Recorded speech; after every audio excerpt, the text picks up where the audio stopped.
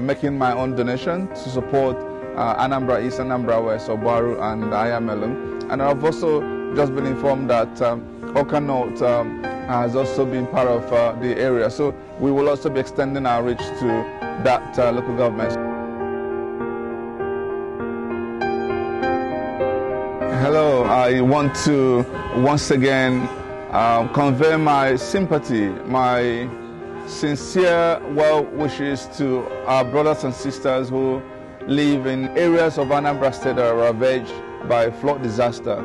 It is very, very unfortunate what these people are going through right now. The entire roads, entire farmland, entire accommodation been taken over by flood, and elderly ones, younger ones, little kids crying, basically nowhere to lay their heads. And in fact, in some cases, not even a discussion about food to eat. And evacuation has been going on, and I'm extremely very worried. And I want to please beg our people, our government, both at the national and the state level, to see what they can do to come to their succor. It's so crucial that we find how we can reach out to these ones. And this is the reason that I am making my own donation.